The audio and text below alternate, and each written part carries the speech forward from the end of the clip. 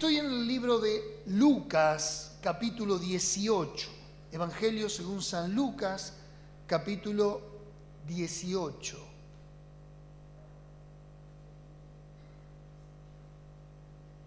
Vengo hablando de la oración. El día miércoles pasado hablé acerca de Sansón. Dice la Biblia en el capítulo 15 del libro de los Jueces que luego que Sansón derrotó a los filisteos, que lo habían atado con sogas y que el Espíritu de Dios vino sobre él y que pudo romper esas amarras bajo la unción del Espíritu Santo y venció a 1000 filisteos con una quijada de asno. Pero luego que terminó esa extraordinaria hazaña, luego que terminó de vencer a los enemigos suyos, a los enemigos de Dios, dice la Biblia que tuvo sed.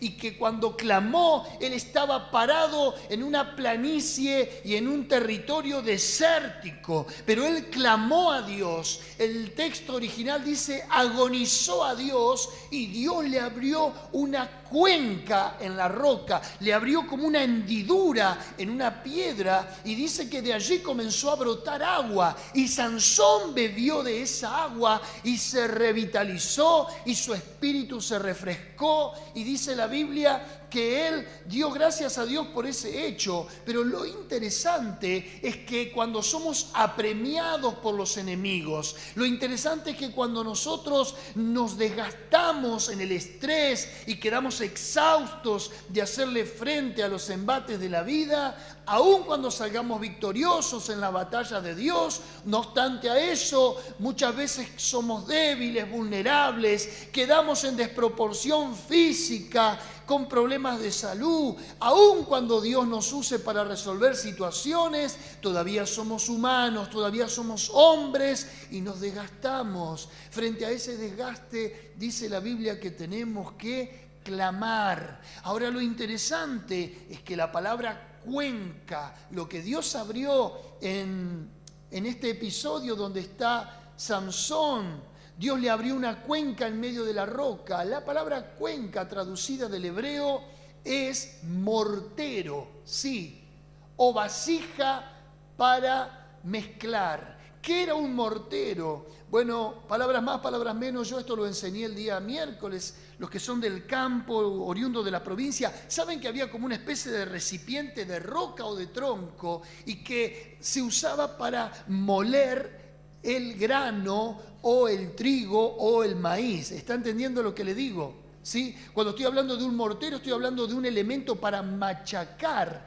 ¿Y sabe qué? La Biblia dice que cuando se abrió una cuenca para que Sansón bebiera el agua, dice la Biblia que él clamó. Diga conmigo, clamó.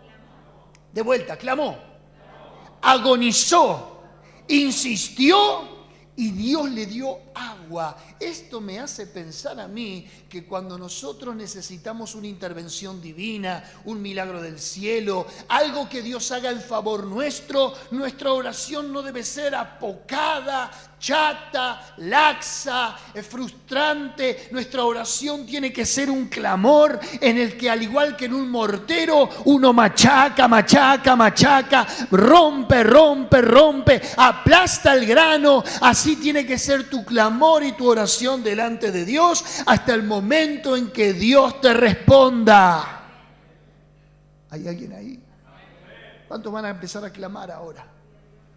Y a machacar.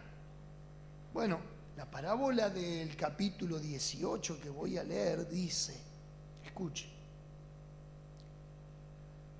También le refirió Jesús una parábola sobre la necesidad de orar siempre y no desmayar, diciendo, había en una ciudad un juez que ni temía a Dios ni respetaba a hombre.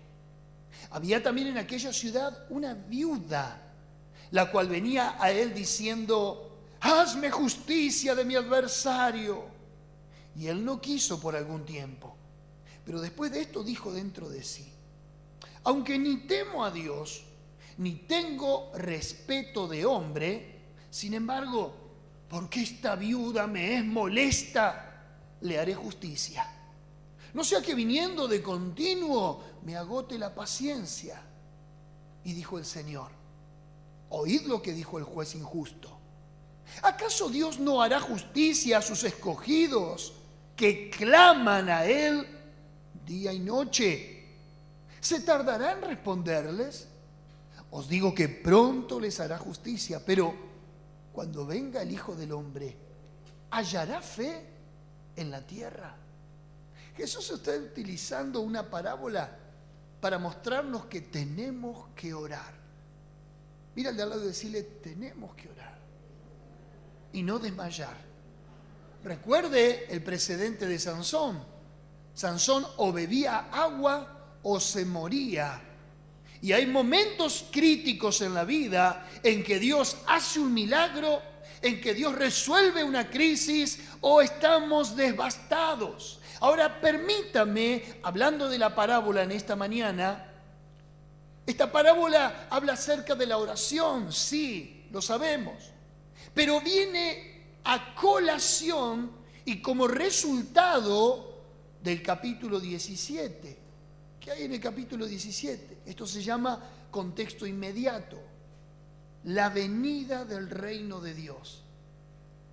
En otras palabras, Jesús está hablando de la oración, pero en función a algo, a la venida del reino de Dios. En otras palabras, está hablando de la segunda venida, está hablando de los tiempos finales.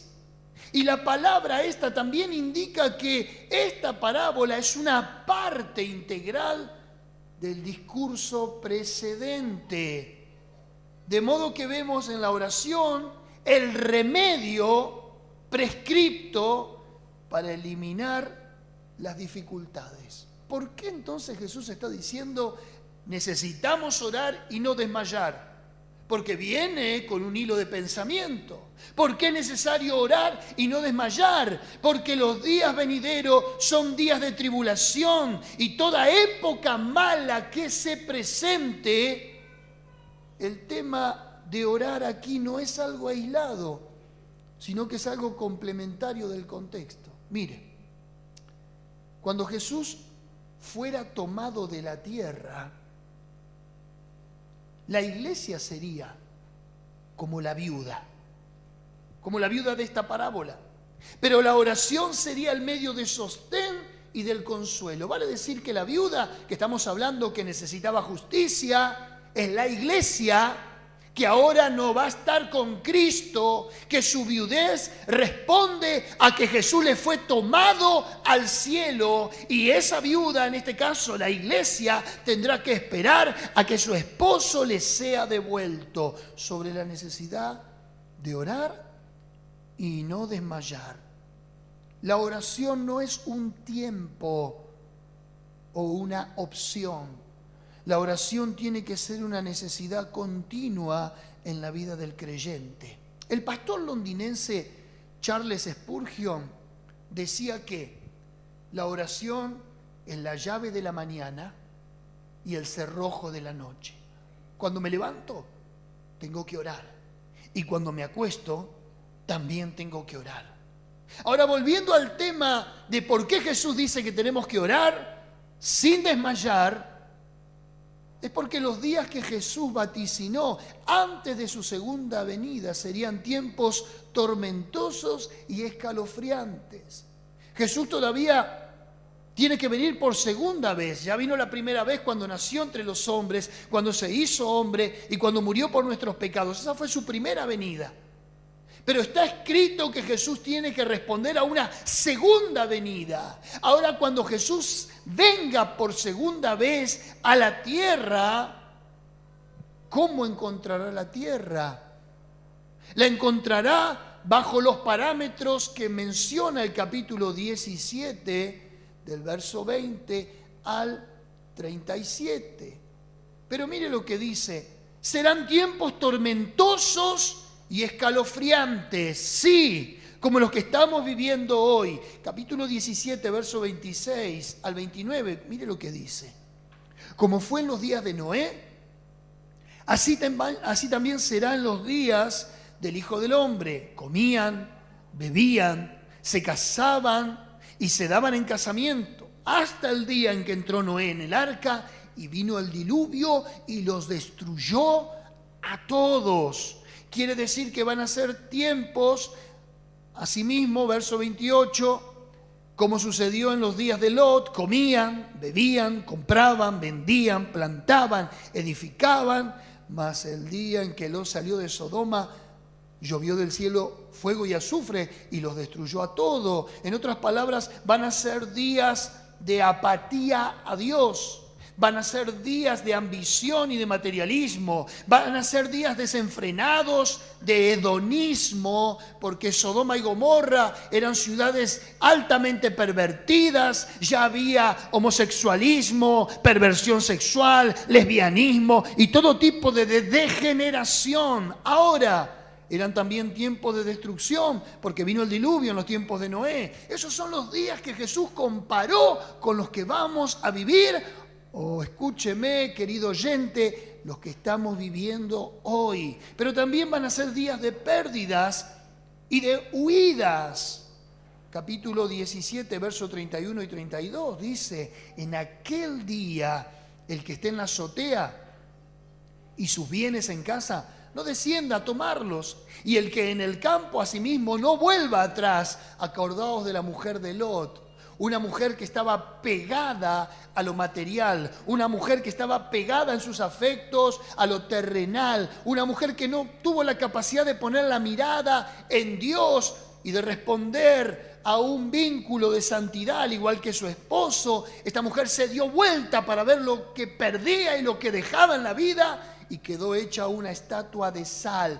Así también será en los días que Jesús venga. Muchos creyentes no pondrán la mirada en Dios. Muchos creyentes todavía querrán perpetuarse en el mundo, querrán seguir en esta tierra, querrán contemplar las victorias humanas y terrenales y desprovistas de toda bendición de Dios, y se quedarán estáticos. Se quedarán fríos, se quedarán sin poder ver la tierra prometida. Pero también dice el capítulo 17, verso 33: todo el que procure salvar su vida la perderá, y el que la pierda la salvará. Está hablando que van a ser tiempos de abnegación, pero también tiempos de lealtad. En el capítulo 17, verso 34 y 36 dice: os digo que en aquella noche estarán dos en una cama. El uno será tomado y el otro será dejado. Dos mujeres estarán moliendo juntas, la una será tomada y la otra. Dos estarán en el campo, el uno será tomado y el otro dejado. Van a ser tiempos de ruptura de afectos y de discordancia. ¿Qué otra fuerza sino la de la oración y el clamor podría sostenernos frente a ese cuadro tan complejo y abrumador como el de los últimos días? Esos últimos días que eran para los días de Jesús son los días del presente.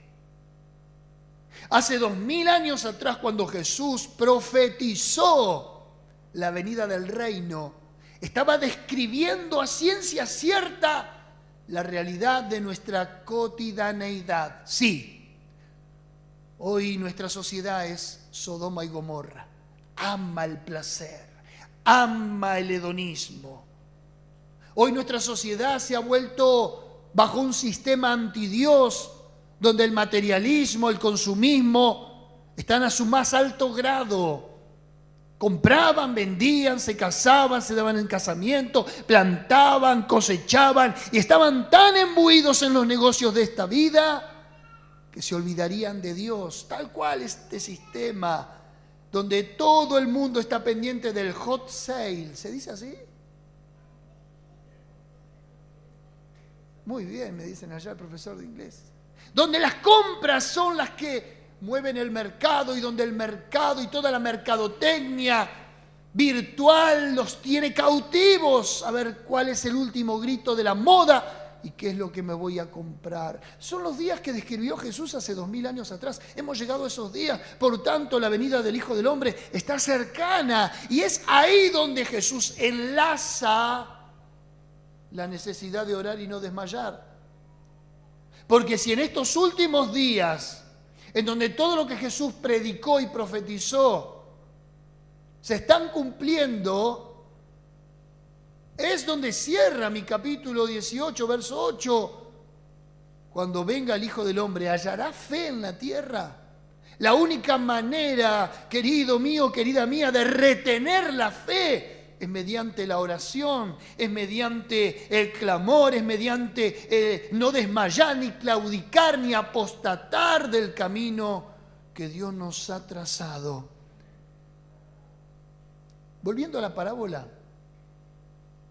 en la que Jesús dijo el por qué tenemos que orar, por todos los tiempos finales que se avecinan. Volviendo a la parábola, tanto la ciudad que Jesús menciona, había en una ciudad, había un juez, ambos elementos son ficticios. Jesús está dándole rienda suelta a la imaginación y dice, sí, había una ciudad y había un juez, y allí comienza a desarrollar la parábola. Pero vemos un contraste interesante. Por ejemplo, nos habla de un juez injusto, pero también termina hablándonos de un Dios de amor.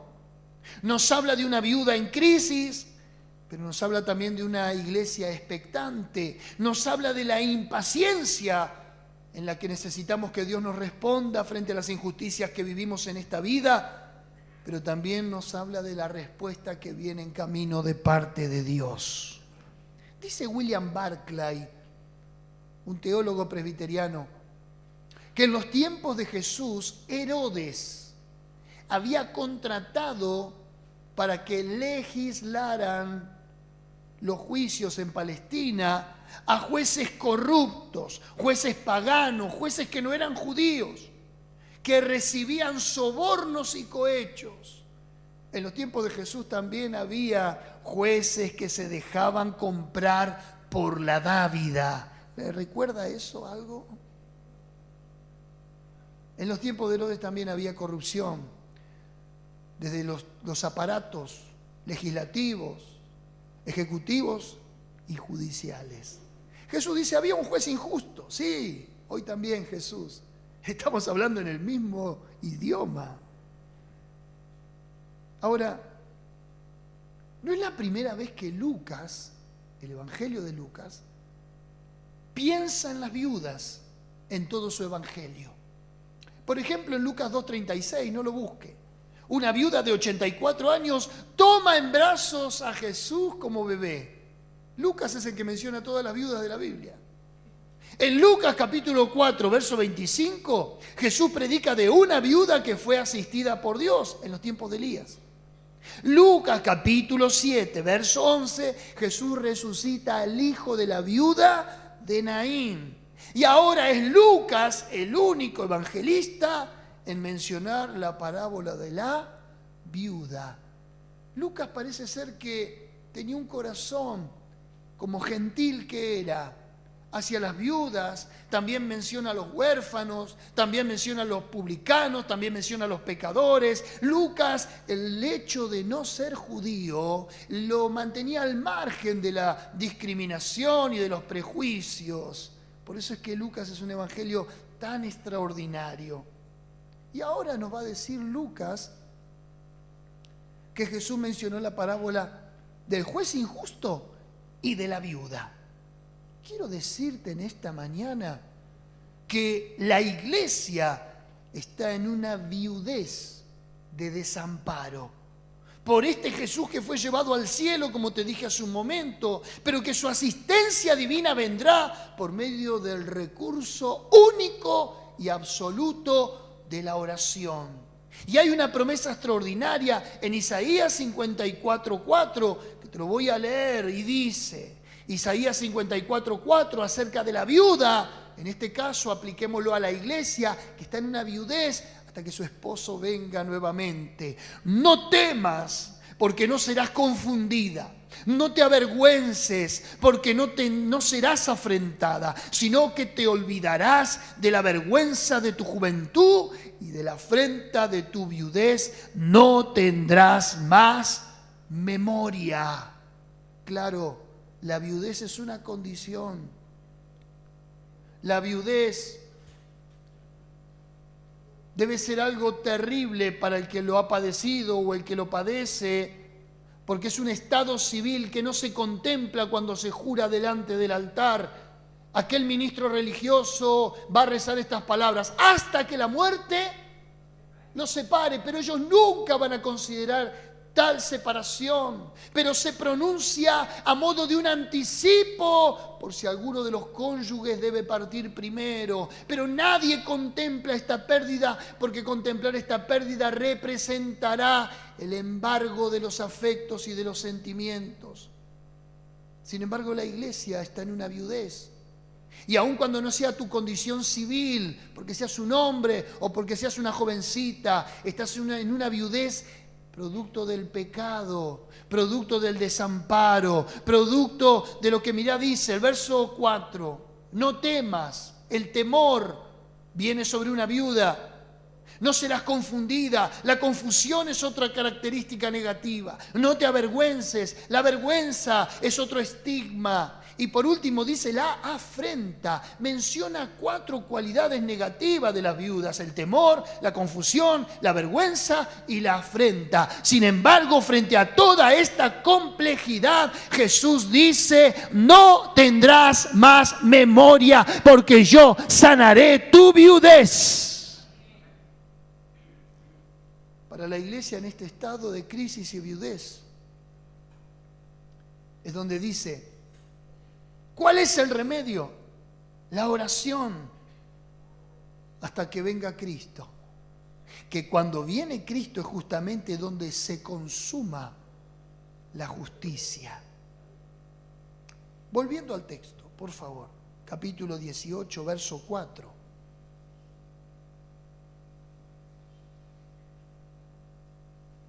¿Por qué ora uno? Según la parábola, uno debe orar y no desmayar por los tiempos finales que se avecinan. Pero si hoy hiciera yo una pregunta apelativa: ¿por qué orás vos? Y pastor, oro por un mejor salario, oro por mi salud, oro porque veo cómo mis afectos sufren y no se quieren rendir a Dios, oro para que las cosas vayan mejor.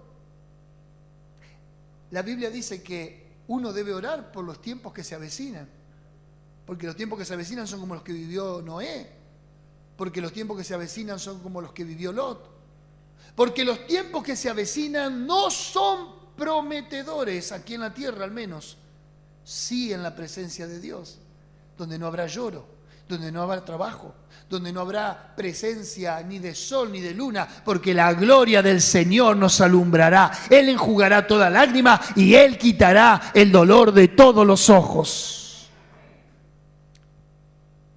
Pero claro, mientras estamos aquí, nuestro último recurso es la oración.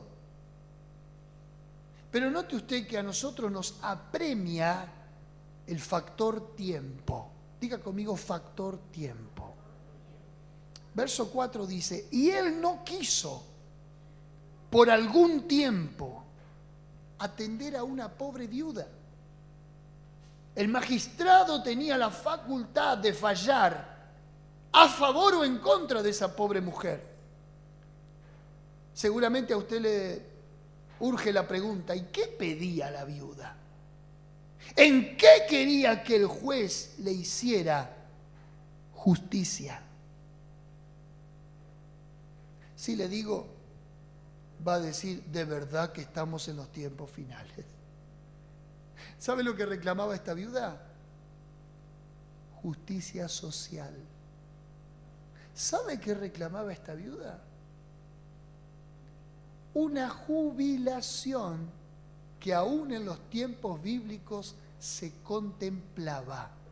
¿Sabe qué reclamaba esta viuda? Jubilados y pensionados. Los hebreos tenían un carácter distributivo de las riquezas, bien concebido. Por eso en el capítulo 7, los griegos murmuran, capítulo 7 de Hechos, los griegos murmuran acerca de los judíos que las viudas de estos eran desatendidas. ¿Se acuerda el pasaje? Por eso se juntan 7 hombres, entre ellos Esteban, Prócoro, Nicanor, Felipe. Se levantan 7 hombres que son los diáconos y distribuyen los recursos en las viudas. ¿Qué venía a pedir esta viuda a un juez? Su pensión, su salario, su jubilación. ¿Cómo se parecen a estos días, verdad que sí? Donde no hay justicia social y donde se dilatan los recursos para los que menos tienen. Pero ya dije que Herodes había puesto jueces que no eran judíos y que estaban acostumbrados al soborno, a la coima. Y dice el verso 4, y él, el juez injusto, por algún tiempo no quiso hacerle justicia, no quiso fallar en su favor. Y lo que para uno puede esperar, para otro es urgente. A lo mejor vos estás apremiado por una necesidad, pero esa necesidad no es compatible conmigo, entonces yo no la puedo entender y por eso a veces no me importa, porque mis urgencias no son las tuyas y las tuyas no son las mías. Pero un juez se supone que debía estar en el sano equilibrio de dar a cada quien lo que merece. Ve al verso 5. ¿Qué dice? Sin embargo, porque esta viuda me es molesta, le haré justicia, no sea que viniendo de continuo, diga conmigo, viniendo de continuo. Todos los días la viuda ahí, golpeando las manos. El juez injusto miraba por la ventana, otra vez la viuda. Y la viudita venía. Y venía de continuo, ¿por qué? Porque su necesidad era premiante. Porque tenía deudas que pagar. Y los tributos en Palestina eran caros. ¿Le recuerda algo ahora? Y porque la viuda no tenía esposo. Y porque tenía que hacer frente a sus necesidades básicas, viniendo de continuo. Jesús está comparando un relato y un cuadro tan perfecto con el nuestro y está usando eso para decir la necesidad de orar y no desmayar. Así como la viuda viene de continuo a golpearle a un juez injusto, de continuo tiene que ser nuestra oración, nuestro clamor, nuestra insistencia. Verso 7. ¿Acaso Dios no hará justicia a sus escogidos que claman a Él día y noche? ¿Cómo venía la viuda? Día y noche. El magistrado ya se retira porque trabaja hasta las 2 de la tarde, de 8 a 2. Pero la viuda venía día y noche. ¿Cómo debe ser tu oración? Y viniendo de continuo, y día y noche, y viniendo de continuo. Ahora la audiencia que nunca le llegaba a esta pobre viuda, a la espera de una cédula de citación por un juez, un litigio que había sido prolongado y que ella no recibía la respuesta que merecía de la justicia. Es increíble Jesús. ¿Cómo va a comparar la oración con el ejemplo de una viuda desesperada, con necesidades, su pobre pensión, sus míseras monedas? Por eso también menciona el Evangelio que había una viuda que había puesto en la ofrenda todo lo que tenía. ¿Recuerda? Que Jesús dijo, ella puso más que todos ustedes, porque ustedes ponen de lo que sobra, ella puso de todo lo que tenía. Ahora, dijimos factor tiempo. Lo que es apremiante para vos a lo mejor no es apremiante para el otro. Pero Dios sabe cuál es el factor tiempo en nosotros y cuándo, cómo y dónde nos tiene que responder. Ahora quiero tocar otro punto y no voy a ser muy extenso, quédese tranquilo. El ejemplo a la insistencia. Verso 5. Dijimos viniendo de continuo. Pero mire lo que dice al principio del verso 5. Sin embargo, porque esta viuda me es... Qué atrevido el juez, ¿no? Claro, porque vos sos juez y porque vos tenés un salario y encima tenés tus rebusques con el cohecho y el soborno, esta pobre mujer te molesta. Su molestia radica en que no sabe si va a tener garantizado el próximo plato de sopa caliente. Pero es molesta, dice el juez. Esta viejita es molesta. Esta viuda es molesta. Hay una versión de la Biblia distinta a la que tenemos que dice, es importuna. Y sí, la necesidad nos hace ser importunos. La Vulgata latina dice, no me deja en paz. En vez de decir no es molesta, me es molesta, la Vulgata latina lo dice de otra manera. No me deja en paz. Mirá qué juez atrevido. La Septuaginta dice, me acarrea trabajo. Y sí, es tu trabajo fallar en favor o en contra, pero hacerle justicia. La Nueva Traducción Viviente, ¿sabés qué dice? Esta me encanta. Me está volviendo loco. Me es molesta en sus diferentes versiones. Son diferentes expresiones, pero todas apuntan a lo mismo. Me gustó la última, me está volviendo loco.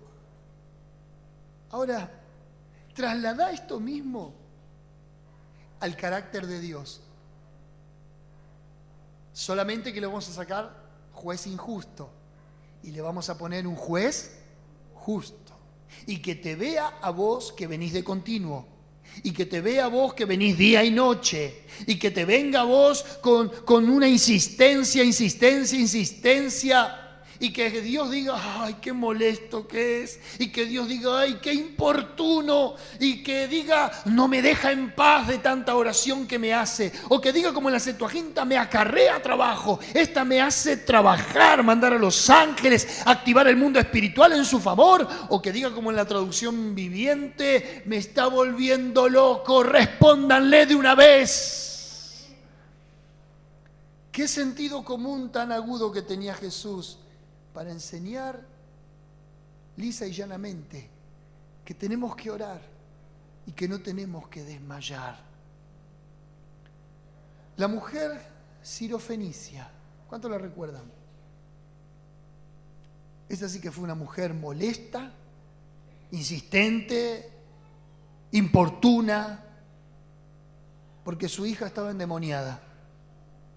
Y ella fue a Jesús y le dijo, Jesús, mi hija está gravemente atormentada por un demonio. Y Jesús no le da bolilla y le dice, yo soy enviado a las ovejas perdidas de la casa de Israel. Eso es un no rotundo. Y después los discípulos le dicen, Jesús, despedila, porque viene detrás nuestro. Y Jesús le dice, no está bien tomar el pan de los hijos y tirarlo a los perros.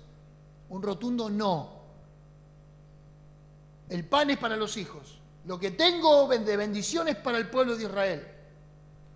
Pero esta mujer, como la viuda, insistente, volviéndolo loco a Jesús, haciéndolo trabajar, importunándole, la mujer le dice, bueno, el pan es para los hijos, la bendición es para las ovejas de Israel, pero aunque sea las migajas. ¿Y qué dice Jesús? No he hallado tanta fe en Israel como en esta mujer. ¿Te das cuenta que funciona el ser insistente? El romper, el insistir, el clamar, el ir de continuo. Me gustó el sermón del miércoles de Sansón. Clamó, Dios le abrió una cuenca, pero la cuenca es traducido en hebreo mortero, que machaca, que machaca, que machaca, que machaca. Esta aprendió de Sansón.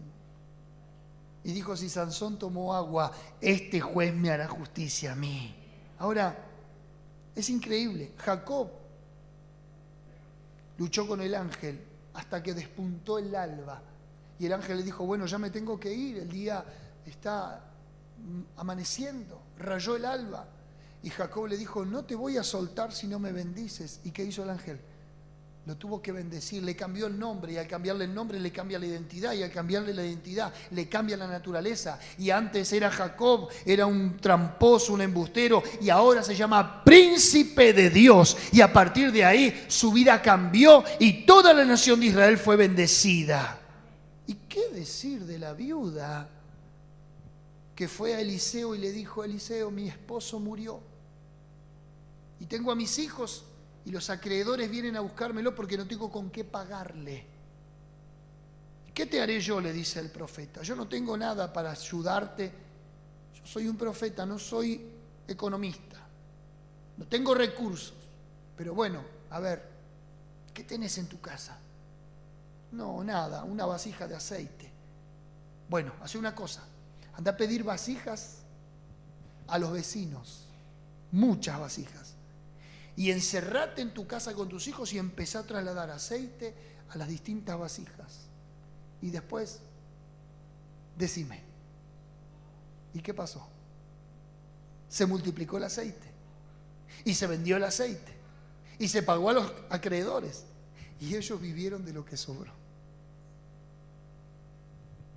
¿No será que nosotros realmente o no estamos tan necesitados porque no los veo clamar? ¿O será que clamamos, pero al no ver los resultados desistimos y la vida se va deteriorando? Y la religión para vos es nada más y nada menos que un paliativo de la vida y un parche para por lo menos ahogar las penas. Yo veo que los hombres y las mujeres de la Biblia clamaron y clamaron, y hasta que no vieron el milagro, y hasta que no importunaron, y hasta que no lo volvieron loco, y hasta que no lograron su cometido, no se dieron por vencidos. John Knox, uno de los reformadores de Escocia, le dijo a Dios: dame Escocia o me muero. Hasta el día de hoy, las iglesias presbiterianas florecen en toda Escocia, una denominación protestante con una de las mejores teologías. ¿No será que nosotros no nos desesperamos por las cosas de Dios? ¿No será que nosotros nos hemos acomodado a vivir como se puede, mientras que Dios tiene todas las bendiciones a tu disposición y está esperando que le visites de continuo, noche y día, y que le insistas? Porque dice el verso 7, ¿acaso Dios no hará justicia a sus escogidos que claman a Él de día y noche? ¿Se tardará en responderles? No es que Dios se tarda, señores míos, es que Dios quiere probar tu corazón. ¿Hasta qué punto estás dispuesto a dar todo por Él? A ver si la necesidad que te apremia es realmente importante, es realmente relevante, es realmente de urgencia. Yo te digo una cosa, y con todo respeto y con todo temor, si yo no tuviera a mis hijos en la iglesia, caminaría desde mi casa hasta este altar de rodillas, hasta que Dios los salve.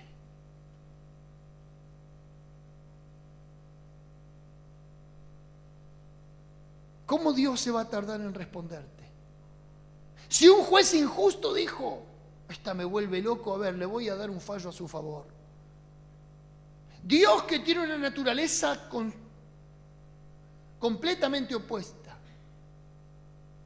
fíjate cómo bendice, fíjate cómo provee, fíjate cómo responde. Pero cuando venga el Hijo del Hombre, ¿hallará fe en la tierra? Pregunta Jesús. Frente a los tiempos que se avecinan, ¿cómo podés estar sin orar? Yo le llamo a los miércoles culto de oración. No son los cultos del domingo el miércoles. Algún día vamos a llegar a hacer los cultos del domingo el miércoles. Pero el culto de oración es insustituible. Te digo más, hasta se podría negociar este culto. Pero si hubiera que elegir, elegiría el culto del miércoles. Porque es en el culto en el que machacamos y machacamos y machacamos hasta que Dios responda. Jesús dijo, ¿cómo lo voy a hacer orar a los discípulos? Los días van a ser difíciles. Ya sé. Le voy a poner el ejemplo drástico de una viuda que depende de un salario, de una pensión para comer. Y hasta que no le respondan, ella no va a dejar de insistir. ¿O será la otra cara de la moneda, y con esto cierro, que tenemos que vivir situaciones límites y apremiantes para que Dios nos tenga que postrar de rodillas en la iglesia? He conocido familias y he conocido personas que cuando un ser querido está en un estado de gravedad de salud, o cuando hay una deuda que está pronunciando un embargo de todos los bienes, he conocido gente que frente a situaciones límites se ha puesto a orar y a ayunar como nunca antes lo ha hecho. Y yo digo, ¿por qué llegar a extremos en donde tengamos que desesperarnos por Dios? Mientras que hay momentos en la vida cristiana que pueden ser los más florecientes y buscar y clamar a Dios por el solo hecho de hacerlos. Porque no es solamente que clamamos por nosotros. Nuestra obligación y nuestra moral ante Dios es también hacerlo por los demás. Ezequiel capítulo 22, verso 30 dice, y busqué entre ellos hombre que hiciese vallado y que se pusiera en la brecha delante de mí a favor de la tierra, y no lo hallé. Está hablando del clamor, está hablando de la oración, está hablando de la intercesión. Ya no en función de uno, para sus propios beneficios, sino en función de aquellos a los cuales tienen un destino de perdición. ¿Cuándo la iglesia va a clamar? Hasta las 5:30 de la mañana hoy, en vela, escuché los chamamé del Mailín. Yo digo, esto no se cansan de clamar, ¿eh? Fíjense cómo la gente del mundo, no importa la hora, no importa el día, no importa que mañana tenga que ir a trabajar, ellos están festejando a su santo, punto. Que responde, no responde, no me interesa. Pero nosotros que estamos adorando al Dios vivo, ¿estaríamos hasta las 5:30 de la mañana meta chamamé? ¿Se quedaría una vigilia toda la noche del sábado y el domingo culto hasta el mediodía clamando? Anota, Nancy.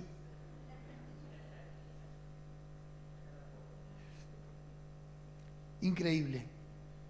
Jesús dijo, les voy a hacer orar a los discípulos, poniéndole un panorama oscuro de los días venideros, pero también poniéndole la urgencia de una pobre viuda que su único recurso es que un patán como este juez injusto se digne a recibirla y fallarle a su favor.